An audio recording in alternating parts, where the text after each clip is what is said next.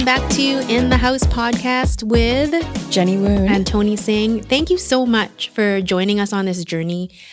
We've heard from a lot more of you as well. It's been more engaging. You've been asking lots of questions and giving your advice on certain topics. Thanks for following our podcast on all these channels that we're on. Absolutely. I feel like it's been a really great experience having further real estate conversations, about the business in terms of profession overall with more people. Mm-hmm. And so I think we're really thankful and we really appreciate you reaching out to us when you have done so. Mm-hmm. Have you done, we're on maybe episode 30th or 31st, somewhere around that. Mm-hmm. Have you done anything different with your practice or implemented anything It's a good question. in your life outside of work? Based on just from the advice from all our guests or the topics that we've covered? Yeah, honestly, I've taken different tidbits from each and every one of either our topics or our guests. Mm-hmm. Yes, because I don't have everything figured out. And when something resonates, it's like, you know what, that is a great idea. Mm-hmm. Let me try it and see if it works. So we just had, what specifically have I taken away? Actually, for example, when we had Jess Lanouvelle on a while ago, I really resonated with her omnipresence and creating content for your ideal client. So I have been spending more time looking at that. And, if we hadn't had her on the podcast, it wouldn't have been possible probably. Yeah. We actually had a couple of people sign up with her from our podcast. Yeah. And I had a couple of agents call me and said, hey, how do you like the program? And I said, you know what? I'm not on the program myself, but I do know a couple of agents that I've signed on. I ended up signing up for it. Oh, you did? I did just recently. Nice. And great content. I love it. What have you learned? What's one thing that you've kind of learned from the experience so far after joining? Sorry, with Jess? Yeah. From her so program. I'm still at the beginning of the program. To be fair, I haven't completed it yet because I'm trying to find time to do all of that. But I think the biggest takeaway for me was being more clear on where I want to see my business and who I want to work with. And I thought that I had clarity on that. However, upon entering the program, apparently I did not have the best clarity. So shout out to Jess. That was great. Honestly, that's just one example of many. What was your biggest takeaway, I guess? Because it's season 2. We've had a lot of amazing guests on the show. Yeah, so many. My most memorable, I would probably have to say, I don't know, I'm like a nerd. I know what you're going to say. Simon Bray? Yeah. Simon, yeah. So I think for me, I love the technical side on the back end of how they're studying our every movement online. For sure. And then navigating that information and that database, leveraging the data to improve website access for the public and for the agents, and providing services to real estate agents to use their service to market ourselves better. Because there's just so much garbage out there and so much noise. To have, to use them as a platform for us to advertise on their platform while they're actually searching for homes online, I think that's just hands in hand works really well. It's just efficient. Yeah. So that's probably one of my favorites, is just learning about that side of the business. Yeah, it's so cool. And again, thank you all for participating, because we wouldn't have been exposed to it otherwise. Yeah. Well, today's topic, Yeah. I hope it's going to be a fun one. Today's topic is what to consider when selecting a real estate brokerage. Oh, and how many times have you switched brokerages? Once. You only once? Yeah. Okay. I'm going to think back here. So not including real estate developers where I would hang my license with them. I think myself, I've changed 1, 2, 3, 4 times. That's interesting. Yeah. So for you to change resale real estate brokerages 4 times, why each time did you make that decision that you were up for a change? What was the catalyst? Good question. And I'm happy to share that. So first one was when I first left the corporate development where I was hanging my license in-house. So I decided to choose Coldwell Banker. Oh yeah, on you were. I Kingsway. totally forgot you were That at was like my Coldwell. very first one. And the only reason was because I went to work for a developer in the Okanagan. And so his affiliation was with Cold Banker. And so he just wanted me to be at another Coldwell Banker. And that was the only reason. Okay. Never did any research as to what the fees were. What year was that? 2008. Okay. How long were you at Coldwell for? Very short. So maybe a year, Oh, okay. year and a half. Okay. Okay. And then I then joined Remax. And the reason why I joined Remax was I wanted to get more training. And I heard that they adopted like the Brian Buffini program. So that for sure I'm really thankful for, because they sent us over to Kelowna to do that training, and that sessions, I think it was like once or twice a week, we would meet with the managing broker locally, actually, to go over the binder. And it was a full like 8-week sections, 6 to 8 week Okay, session. so for the training. For the training, for the Brian Buffini training. Yeah. But also just the balloon, like the brand itself. Yeah, commercially and access across North America. Yeah, and just being surrounded with like top producers as well. And the office is not too far apart from each other in Burnaby. And then my next brokerage, so I actually ended up joining a team while I was at Remax. And that team, the leaders on that team decided to open their own brokerage. So that was one reason why I made my third move. Where was the third move? The third move was to Core Realty. Yeah, I forgot about Core Realty. Not that I forgot about Core Realty. I remember it. I remember it. But yes, Core I forgot Realty. you were with them. Yeah, so we were at Remax Central North, now called Remax Crest. We were at Remax Central North, and then we moved over to, again, stayed in North Burnaby, but I held my license at Core Realty for quite a while. And I felt I was just outgrowing. Like I was outpacing a lot of the agents in that office, and I needed to kind of be surrounded by maybe other agents who would push me harder and learn more. And nothing, I still love the owners. Core Realty is no longer existing, but there's still all the agents have moved over to Oakland, actually. I remember that when Core Realty did exist, the real estate agents there, I had great experiences with all of them. So they were wonderful. Yeah, great people. Yeah. Great people. And now all of them are at actually Oakland Realty. So actually Oakland on Core Realty, I'm going to correct that. They're in the Coquitlam office. Okay, I did see that recently. So how did you, tell the listeners then, how did you pick Oakland? Like what was the main deciding factor for you to make that change? A couple of things. I was kind of like, not really, but really kind of searching for a brokerage where I can hang my license to get just more affiliations and more support, more contacts. Like a collaborative culture? Collaborative culture, but just more connections. Okay. I guess, and just more exposure. And at that time, Oakland was called Opus. Okay, I didn't know that. Yeah. What year was this? Honestly, I don't remember. Or when did you switch? I switched in 2015, 2016, that somewhere was when around there. That was when I had Antonio. But the Opus was they were already called Oakland, so they were Opus before that. Okay. And Opus, Michael Yu, who's my managing broker and owner of Oakland, he's always been trying to recruit me, and I said no. I was really loyal to the owners at Core, and it was time for me to move on because I formed my own team. I separated myself from the team at Remax and Core, and I formed my own team. But I needed a lot more support and just a lot more advice on growing my business to a whole another level. Yeah. So I met up with the owner at Oakland and a couple of offerings that I couldn't refuse, and one of them being a possibility of opening up a brokerage in North Burnaby, another Oakland office.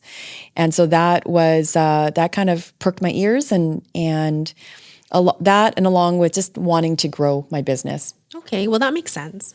So, And you were probably at the stage then too where you had been licensed for such a long time as well. With the experience and the levels of leveling up with a team, it just made the most sense as you progress throughout your career. yeah. And I would say I'm really happy with that decision. It's been about 4.5 years now, I'd say. So you made it and you never looked back. I have not looked back. I'm just looking forward. Okay, great. How about your experience? When I got licensed, I interviewed at 5 or 6 different brokerages in Metro Vancouver. And I had no idea what I was doing at the time, but when I interviewed at those brokerages, the most important deciding factor for me was the alignment and support that I felt from the managing broker who's in charge of the entire brokerage. So I think I had gone to at the time a Remax, a Sutton. Keller Williams they didn't really have a foothold yet in Metro Vancouver. They were just starting to come over, or it was the year or two after I had already been licensed. I also I have family in the business as well. So I did not start at my family's brokerage. And I ended up in 2010, when I first became licensed, I found that I had the best synergy with the managing broker who's still there, Vincent Tang at Rennie and Associates Realty. So that was why I chose to go to Rennie. You know, the funny thing is, I was trying to recruit somebody to join one of the projects that I'm selling sometime last year, or 2 years ago, and she now works for Vincent. And who was it? Or you're not allowed to say? Can't say because I don't want to get her in trouble. But she's like, I don't want to leave Vincent. Yeah, I'm Vincent's the best. What is it about Vincent? Oh, this is a good question. He doesn't know I'm talking about him right now, but Vince is somebody who is incredibly supportive as a broker. He's very knowledgeable, very calm, has a lot of experience in the real estate industry, which I think is vital, especially if you're a new licensee and you need somebody to help guide you in terms of actually, selling a property, growing your business, and kind of what and what not to do. Plus, I think the industry is a bit different now than when you and I both first started. It's a lot more paperwork today than it was before, a lot more different types of disclosures. And navigating through a real estate business today, I feel, is actually more difficult than when we first started.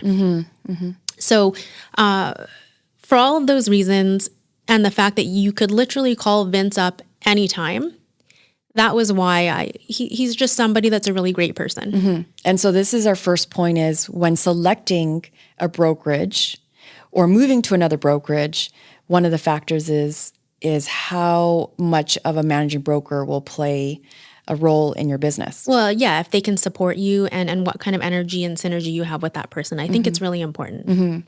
So what kind of expectations or treatment or training can you expect directly from the managing broker themselves? Well, back then, so again, the real estate industry's changed quite a bit since when I first started. Back then, they didn't do training really of any kind. I mean, I know that Remax had a certain training program.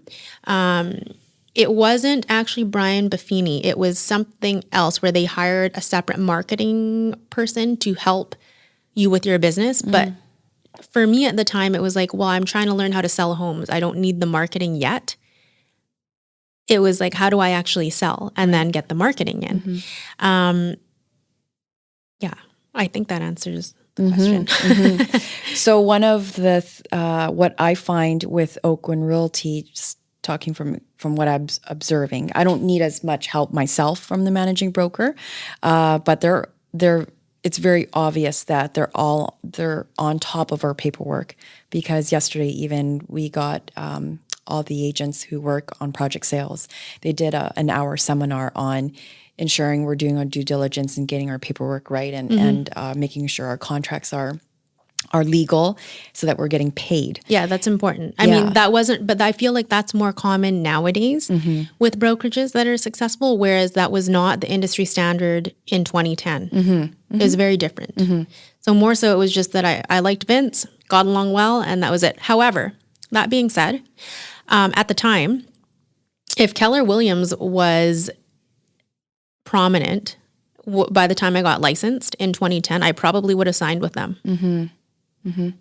because they have a lot of support as well for the foundations of selling and also support for all of their real estate agents. I'm surprised you're saying prominent because Keller Williams is all across North America. Yeah, I meant in Vancouver. Okay. Yeah, because they were really big in the States first. And then I don't remember this specific year. It was around 2010 when they were in the Valley or Tri-Cities. They were in the Tri-Cities and they had just started. Right.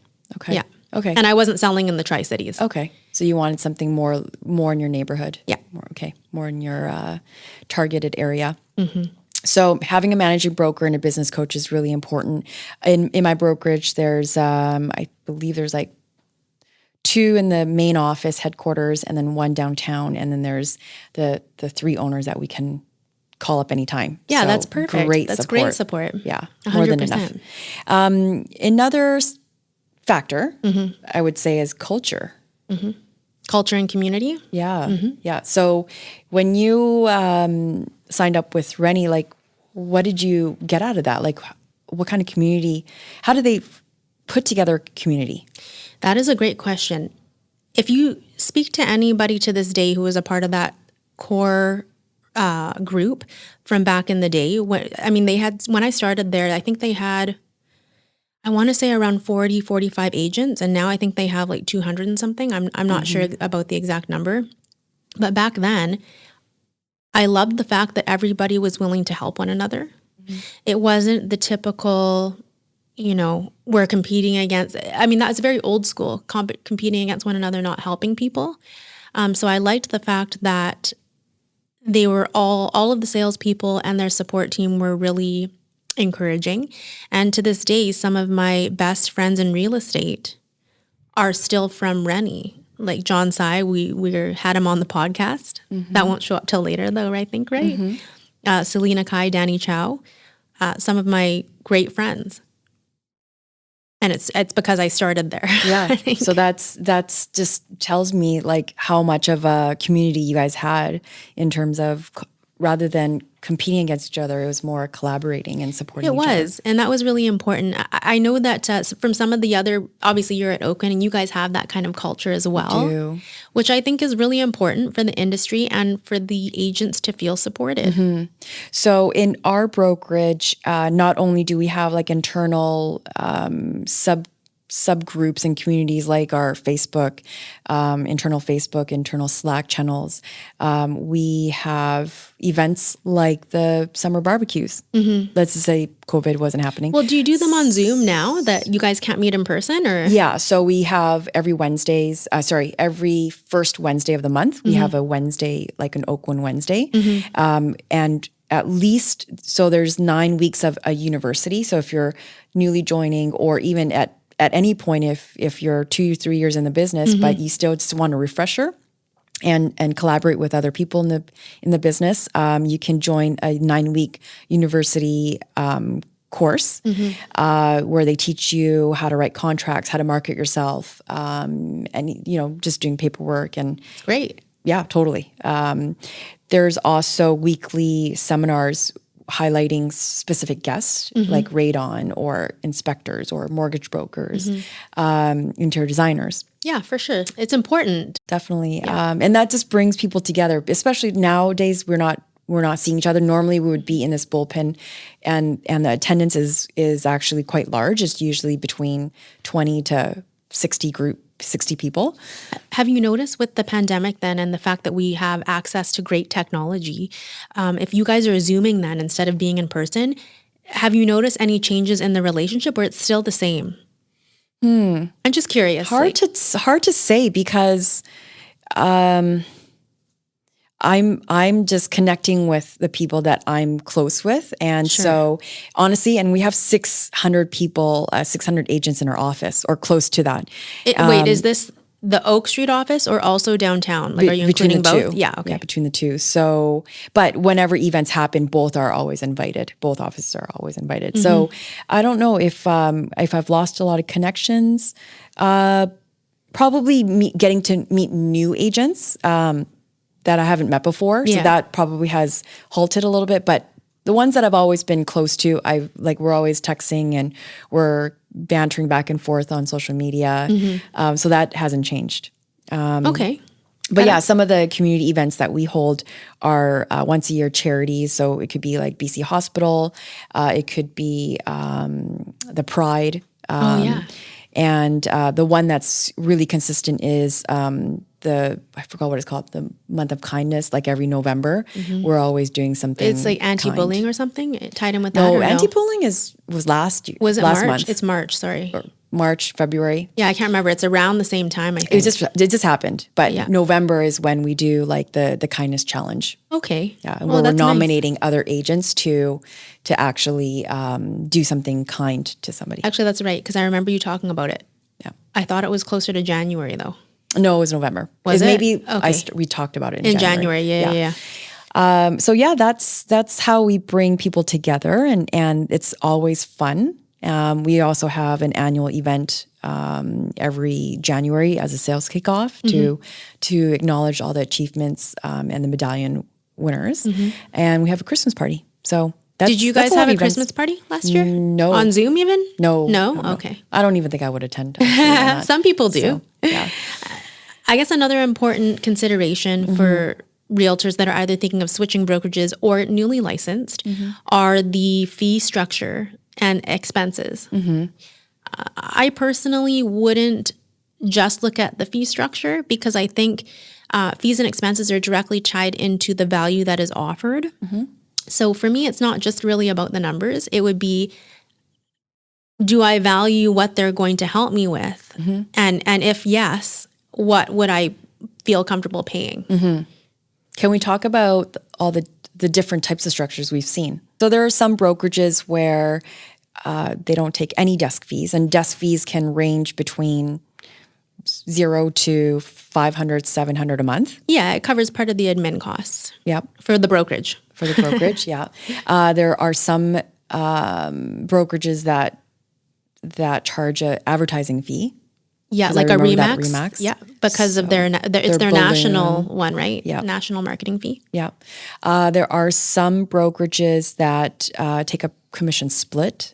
So brokerages like Keller Williams. Keller Williams, My Brokerage, Bel Air Realty Group. Okay. And then they have like a max ceiling where they don't take any more, or maybe they take less once you hit Yeah, the structures are all different for sure. something.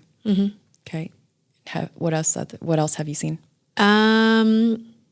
A deal fee. Yeah, a per deal fee actually, which can be quote unquote cost effective, I suppose. It also depends on how much volume you're doing. Some of the brokerages, if you're not producing at a higher level, it actually can be less costly, I guess, by paying a transaction fee each time, as opposed to being on a sliding scale that's tied in directly with production. So I think there's a few things. When you're considering a brokerage, obviously fees and expenses are going to be important as they'll affect the bottom line. And it also depends on what your expectation is in terms of goals and what you want to achieve in the business. That might also help, because then maybe you'd want to be aligned with people that have access to more professionals in the area. Right. Yeah. So you may want to pay, if you're like a high volume agent, rather than splitting the commission, you may just want to pay flat fee on transactions in order to continue maximizing what you're keeping. Yeah, I think it depends on what's important to you in terms of your values. And then you would base the decision. It always comes back to values. Base the decision on that. Yeah, it's a whole pie. You have to consider everything. The next one is education. Yeah. We touched on that briefly, but what did you want to say more specifically about education? Well, I talked about the university that Oakland offers. One of the things is having the managing brokers and the owners continuously communicating what changes are being made by the real estate board, by the council, the council, government policies, how to avoid getting sued, how to avoid getting in trouble. FinTrack. Right. So any forms that come up. So that's really important, is a managing broker that really cares and are on top of your paperwork, and they're really reviewing all the contracts that are coming in once you have an accepted offer. We actually have, if you don't submit an offer within 24 or 48 hours after it's accepted, we have to pay $50 to a charity. Oh, or they that's take $50. That's a good idea, though, because you're also giving back to something else. Totally. Okay, I like that. I like that. So education, a big one for a lot of people, especially if you're brand new or if you're a veteran and looking for a change, right? In terms of upscaling your business and going a different route. So yeah, go ahead. I wanted to add, we do so many guest speaking panelists where all the agents or some of the agents get invited to be a guest on the podcast, on their Oakland podcast, or to be in front of a seminar or webinar. And all the agents are like just freely sharing their information, their secrets. One series that I was in was the Agent Secret Series. And so on a panel with two other agents who are top producers, and we were just peppered with questions, and we were just freely answering and giving away some of our trade secrets. Okay, perfect. Well, everyone can succeed. Yep. And I think if you can apply those habits and systems. But I think something that's really important is it goes back to sharing that information, right? If you really want to see colleagues succeed and other people succeed, you're going to share. It's not going to come from a place of, oh, I don't want to share this information because I'm scared that it's going to be competition. And I think when you invite more success into your life and you want that for others, it just comes back to you tenfold. Totally. I would also maybe add marketing, like how the company would help with your marketing. Does Bel Air help you with anything on that end? We do it all ourselves. So this is the thing. I should actually preface this by saying I am a little bit of a lone wolf. I fully collaborate with others and I enjoy sharing information with fellow colleagues and real estate agents across brokerages. I also am somebody that doesn't need to be in a specific culture or work environment. I'm okay being on my own, and I'm okay being filled up by those relationships with people outside of that. Like we're not at the same brokerage. And I know that you would willingly share any type of information if I had asked you. And I hope that you feel reciprocation in that too, because I don't mind. Absolutely. Yeah. I actually have a lot of other realtors calling me from different brokerages. I'm like, why aren't you calling your managing broker? And that's okay. I'm happy to do it. But for me, I get the whole, like at Rennie, for example, the culture in the community, which we already touched on, that was something really important too, because they were able to create something so great. But I kind of just brought that with me, and it's not a requirement. You know, some agents, they really, really, really require that, and there's nothing wrong with it. Yeah. It wouldn't be necessarily something that's important to me. Okay. And that's fair, because I think you have your own set of clients and you have your own way of doing things. But for the agents that are just getting to the business and they have no idea even about like how topography, do you do it? or even about logo, or about what social media to use. So we created ours ourselves. And that's the thing. It's kind of like, if you don't want to have to think about that stuff, absolutely. It can be really compelling going with a brokerage where they're going to be helping you with all of your marketing. And it's like, hey, I just listed this property. I need a feature sheet for it. Is there a template or something for it? That can be extremely valuable. So I know at one point, I'm not sure if it's still available at our brokerage, there was someone who was a graphic designer and he worked in-house. And if you wanted his services, you would just pay a base fee. It's also a great option. Yeah. And I believe what I heard from McDonald Realty is like they also kind of have the same program where if you want them to create a feature sheet for you, you just pay one small amount and they'll print it out for you and create all that for you, so you don't have to be bogged down by the administration work. Yeah, and I want to say something else too. I know it's kind of the opposite of what we were talking about, but it is highly related. So what I wanted to say was I've noticed as well, sometimes when people are constantly switching brokerages. Okay. It can be because you've outgrown something there or something had happened, in which case, yeah, do whatever you want. But I've also seen realtors in the past wanting to make a change, and they'll switch brokerages thinking that the switch in the brokerage is automatically going to relate to a significant change in their business. And what I want to say is, yes, that's possible, and it'll always come back to you. So if you're thinking, I'm going to change brokerages, which one should I go with? You always have to go to the root of that too. It's like, why are you changing brokerages? If you have certain problems in your business or something that you're not seeing come to fruition, it doesn't really matter if you're going to go to an Oakwyn, a Remax, a Sutton, because it stems from what is happening now. You're just going to bring all that stuff with you. Right. So it's part of it speaks to intrinsic motivation and values.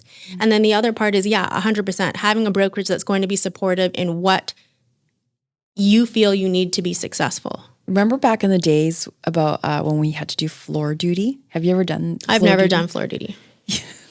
So floor duty is when I know what it is, though. No, to our listeners, because nowadays I don't think anybody really does floor duties, or everybody's kind of looking online and searching for a realtor online nowadays, right? So before you would have like a set hour or couple hours where you're on the floor, and if anybody walked in looking for a realtor, you would get that client.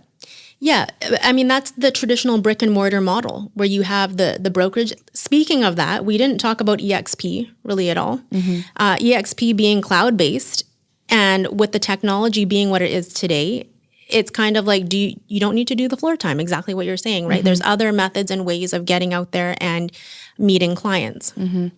Well, it's also a matter of whether you want to actually have an office in that brokerage, and if you don't, then you're trying to get clients. Yeah. What I really, I guess, the point of all of this is that you can be successful no matter who you are and no matter where you come from. And your success isn't going to necessarily be defined by the brokerage, although it is important to align with the values that are important to you. Sorry, I just feel passionate about that. So things to consider. I just want to run down the quick list again. Yeah. Selecting the managing broker that's super supportive and will coach you through transactions and through your business. A good culture and community. Also considering the fees and the expenses that you're going to be paying every month to the brokerage. The education that you're going to continue be getting from the brokerage and the people around you. Of course. Aligning your values, I think, is really important too. Do your values match up?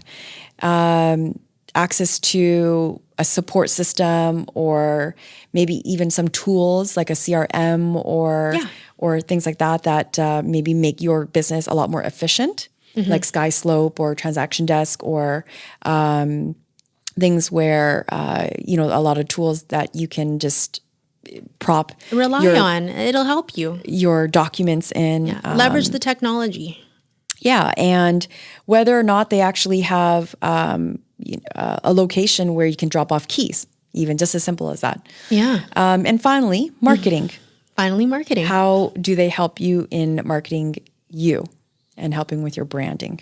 But again, it all comes back to you yourself, how much perseverance and grit you have in this business, because there are going to be lots of hoops in you and changes in the business. Yeah, staying up to date is really important. I don't know about you. I think I know the answer. It's rhetorical. But I think for both of us, no matter what brokerage you're at, I think we want to see everyone succeed, yeah? Absolutely. And that's part of the reason why we're doing this podcast. It's to have more meaningful conversations with you guys who are listening. And also, I feel like we can definitely learn. We're the moderators right now, but I've learned so much from, again, everyone that we've had on the podcast. So I really appreciate that. And I think that about covers what to consider when selecting a brokerage. Thanks for listening, guys. Thanks, everyone. Don't forget to follow us on In the House Podcast on Spotify, on Apple Podcast, on IGTV, In the House Podcast, and also our producer. We have to give him props because he's doing such a great job. Podfather Creative. Thanks for listening, guys. I'm Miranda behind the scenes. Yes, Miranda. Bye.